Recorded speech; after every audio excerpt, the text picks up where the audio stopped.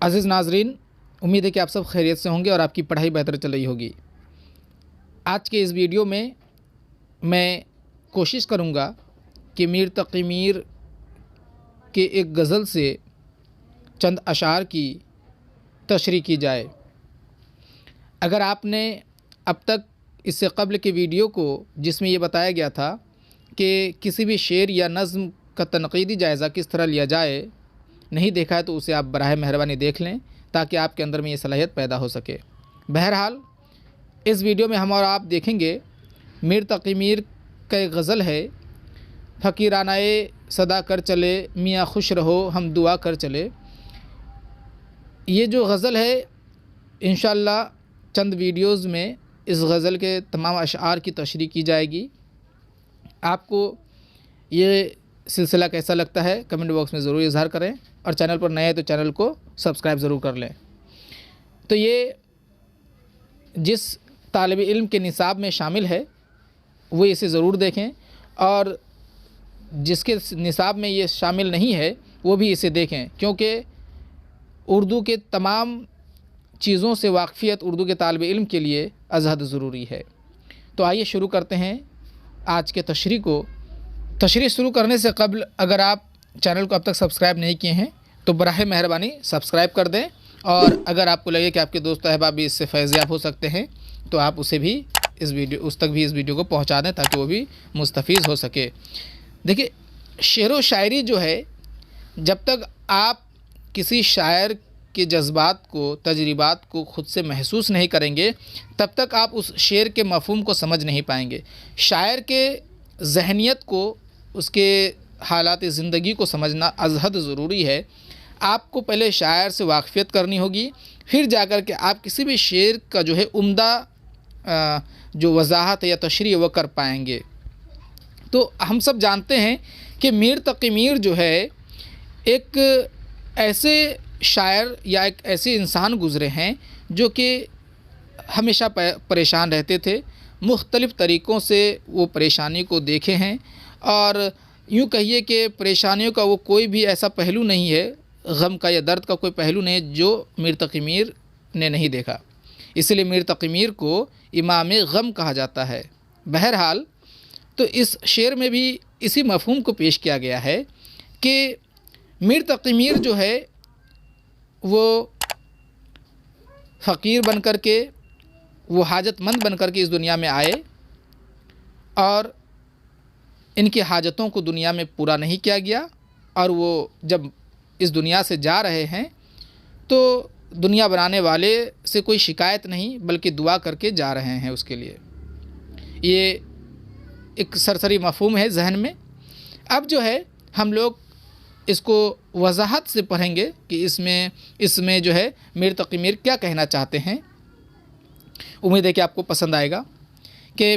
دیکھیں، سب سے پہلے آپ کو یہ جو ایک تعارفی جملہ یہ تو لکھنا ہے کہ پیش نظر شعر اردو کے خدائے سخن میر تقی میر کی عمدہ تخلیق ہے۔ یہ آپ کو تعارف کرانا ہے۔ مذکورہ شعر غزل کا مطلع ہے، مذکورہ یعنی کہ جس شعر کے بارے میں ہم لوگ ذکر کیے ہیں۔ اس شعر کے دو مطالب، مطلب کی جمع ہے مطالب، اس شعر کے دو مطالب کیے جا سکتے ہیں۔ ایک تو یہ کہ شاعر فقیروں کا بھیس بنا کر تماشائے اہل کرم دیکھتا ہے۔ اس دنیا میں جو اہل لوگ ہیں، مہربانی کرنے والے لوگ ہیں، ان لوگوں کے تماشوں کو میر تقی میر جو ہے فقیر بن کر کے دیکھ رہے ہیں کہ یہ لوگ کس طرح سے لوگوں کے ساتھ رویہ رکھتے ہیں۔ یعنی اس دنیا میں شاعر ایک سائل کی طرح آیا، سائل یعنی بھکاری، حاجت مند درویش، سائل کی طرح آیا لیکن ان کی ضرورتوں کو پورا کرنے والا کوئی نہ تھا۔ آج ہم لوگ دیکھتے ہیں کہ اس دنیا میں ہر کوئی حاجت مند ہے۔ غالب کہتے ہیں کہ کون ہے جو حاجت مند نہیں، کس کی حاجت روا کرے کوئی، تو وہی معاملہ ہے کہ ہر کوئی حاجت مند ہے، لیکن جو انسانیت ہے وہ چونکہ اٹھ چکی ہے، کوئی کسی کا مددگار نہیں ہے۔ تو یہی حال میر تقی میر کے ساتھ ہے۔ بہرحال آپ بھی امید ہے کہ دو چار ہوئے ہوں گے اس سے کہ کوئی آپ کا ہم نوا نہیں، کوئی ہمدم نہیں، کوئی ہمدرد نہیں، کوئی ہم سفر نہیں، کوئی آپ کی حاجتوں کو پورا کرنے والا نہیں سوائے اللہ کے۔ تو کبھی کبھی ایسا ہوتا ہے کہ آپ جب اللہ سے بھی کسی چیز کی توقع کرتے ہیں، دعا کرتے ہیں، تو وہ تاخیر سے ملتی ہے۔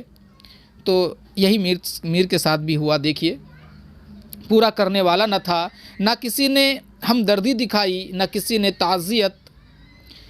اس کے باوجود شاعر اپنے آخری لمحے میں اہل جہاں کے لیے دعا کرتے ہیں کہ ہم تو چلے، اس جہاں میں رہنے والوں تم سب خوش رہو۔ دیکھیے کہ میر آئے حاجت مند کی طرح، تمام عمر جو ہے درد و غم میں، پریشانیوں میں کاٹا، اور پھر جب وہ جا رہے ہیں تب پھر بھی دنیا والوں کے لیے، اہل جہاں کے لیے جو ہے دعا کر رہے ہیں کہ اے اہل جہاں، ہم جا رہے ہیں، تم لوگ خوش رہو۔ اسے آپ جو ہے تانا بھی کہہ سکتے ہیں یا خلوص دعا بھی کہہ سکتے ہیں، بہرحال۔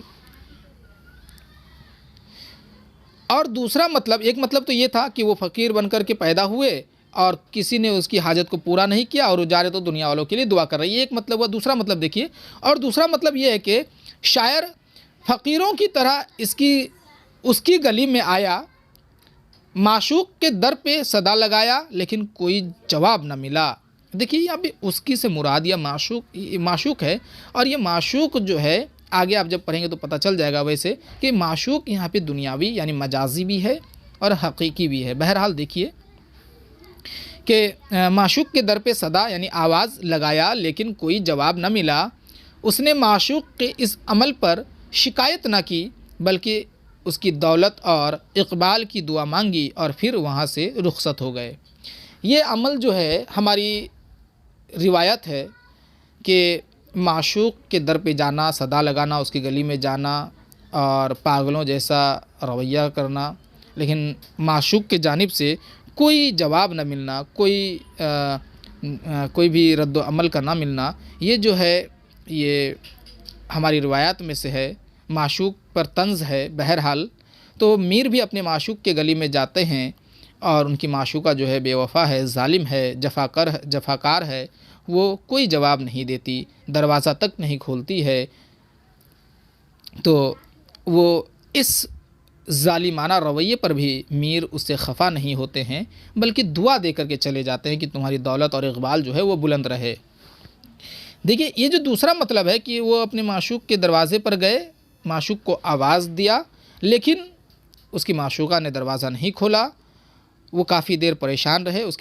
کے بعد جو ہے وہ جب گھر جانے لگے وہاں سے، تو پھر وہ معشوق کو دعا دے کر کے چلے گئے۔ یہ ایک مطلب ہے، لیکن دوسرا مطلب دیکھیے، اسی مطلب کا جو پنہا مطلب ہے، جس کو ہم لوگ وسیع پیمانے پر دیکھ سکتے ہیں، کہ دوسرا مطلب یہ بظاہر تو دنیاوی معشوق کے طرف اشارہ کرتا ہے، لیکن اس میں شاعر مالک کائنات سے مخاطب ہیں، یعنی کہ دوسرے مطلب میں وہ جو اس کی گلی ہے، وہ اس کی گلی سے مراد خدا کی دنیا میں وہ آئے، ہے نا، مخاطب ہے، کیونکہ میر کا خیال ہے کہ وہ دنیا میں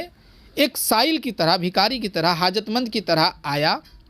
ایک مجبور و مقہور زندگی اسے عطا کی گئی، یعنی خدا نے اسے ایک مجبور، یعنی جس پر جبر ہو، جس پر ظلم ہو، ایک مقہور جس پر قہر نازل ہوئی ہو، ایسی زندگی خدا نے اسے عطا کی۔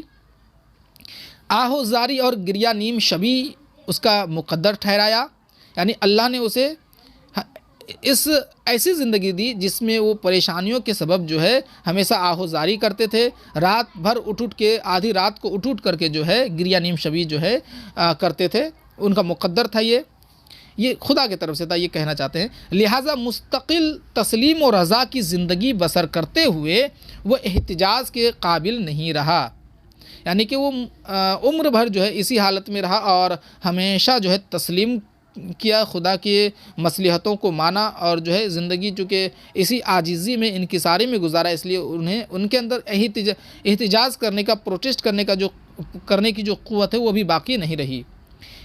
اس لیے وہ خدا سے زیر لب شکایت بھی کرتا ہے اور کہتا ہے کہ ہم راضی برضا ہیں، تو خوش رہ، یعنی اللہ سے کہتا ہے کہ ہم آپ سے راضی ہیں، آپ ہم سے خوش ہو جائیے، اور اہل جہاں کے لیے دعا کرتا ہے کہ یہ بندگی کی اولین شرط ہے۔ دوسرا جو مفہوم تھا، اس کا ایک اور مفہوم یہ نکال سکتے ہیں کہ وہ اللہ سے جو ہے، چونکہ وہ زندگی اللہ کی دی ہوئی تھی، اسی لیے وہ اللہ سے بھی شکایت کرتا ہے، لیکن پھر بعد میں چونکہ اللہ سے محبت ہے، عقیدت ہے، اسی لیے وہ شکایت جو ہے وہ اس میں شدت نہیں ہے، زیر لب شکایت ہے، لیکن وہ پھر اللہ سے یہ کہتا ہے کہ اے اللہ، آپ نے جس حال میں رکھا اس حال میں میں نے تسلیم کیا خود کو اور خوش ہوں اور میں جا رہا ہوں اور آپ سے شکایت نہیں ہے، دعا ہی ہے۔ تو یہ اپنی بندگی کا جو ہے اپنی بندگی کی نشانی دے رہے ہیں میر اس شعر میں۔ دراصل اس شعر میں میر نے اپنے فقر یا سلسلہ گدائی کے حوالے سے اپنی مضبوط عقیدت کا اظہار کرتے ہیں۔ دراصل میر تقی میر کے والد بھی ایک متقی شخص تھے، ایک صوفی منش آدمی تھے، اور یہی ان کے اندر بھی موجود ہے، میر تقی میر کے اندر بھی۔ تو انہوں نے اسی جو بول سکتے کہ سلسلہ صوفی ہے، اس کا اظہار کر رہے ہیں وہ، کہ ان کے اندر بھی جو ہے اللہ سے جو عقیدت ہے وہ نہایت ہی مضبوط ہے، اس بات کا اظہار کر رہے ہیں وہ۔ تو دوسرا جو مفہوم تھا کہ وہ اپنے معشوق کے در پر جاتے ہیں اور وہ دروازہ نہیں کھولتے ہیں، اس کے باوجود بھی دعا دے دیتے ہیں، یہ بھی دنیاوی محبت کا جو ہے ایک محبت کی ایک روایت ہے، اور ایسا کرنا مانا جاتا ہے کہ عاشق کے عشق میں جو ہے وہ اعلیٰ پیمانے تک پہنچے ہوئے ہیں اور وہاں سے نیچے آنا ممکن نہیں، وہ اس پیمانے پر پہنچ جانے کے بعد ہی ایسا ہوتا ہے۔ بہرحال تو اس شعر کو ہم لوگوں نے دیکھا کہ اس شعر میں میر تقی میر کہنا کیا چاہتے ہیں، تو امید ہے کہ آپ سمجھ گئے ہوں گے کہ دو مطلب ہے۔ ایک تو یہ کہ وہ فقیر بن کر کے دنیا میں آئے، دنیا میں کسی نے ان کی حاجتوں کو پورا نہیں کیا، یعنی کہ دنیا والوں کے بارے میں کہتے ہیں اور پھر وہ دعا کر کے چلے جاتے ہیں، دنیا والوں سے محبت کا اظہار ہے۔ دوسرے مصرے میں وہ اپنی معشوق کو کہہ رہے ہیں کہ اس کے گلی میں وہ گئے، اس کے دروازے پر انہوں نے کھٹکھٹایا، آواز دی، لیکن ان کے معشوقہ نے باہر نہ آئی، گیٹ نہ کھولا، اور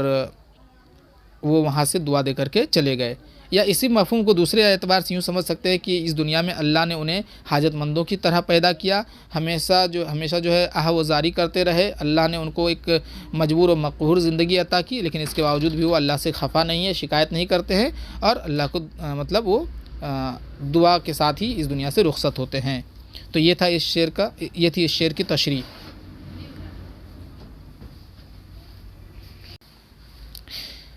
اور آپ کے لیے اب ایک مشق سوال یہ ہے، اسے ضرور حل کریں، کہ اگر آپ کو کسی سے بے حد عقیدت ہو، بہت محبت ہو، اور اگر سامنے سے کوئی جواب نہ ملے، کوئی رد عمل نہ ملے، مثبت رد عمل، تو ایسی صورت میں آپ کیا کریں گے؟ اس کا جواب آپ کمنٹ باکس میں ضرور لکھیں۔ تو اس تشریح کو ہم نے پیش کیا، امید ہے کہ آپ سبوں کو بہت پسند آیا ہوگا۔ اگر آپ کو یہ تشریح پسند آیا ہے تو ویڈیو کو لائک کریں، ویڈیو کے حوالے سے قیمتی رائے کا اظہار کمنٹ باکس میں ضرور کریں، اور اگر کہیں میری غلطی دکھی ہو تو اس کی اظہار جو ہے، نشاندہی جو ہے، وہ کمنٹ باکس میں ضرور کریں، تاکہ شکریہ کے ساتھ میں اسے درست کر لوں۔ اب اگلی ویڈیو تک کے لیے اجازت دیجیے، اللہ حافظ۔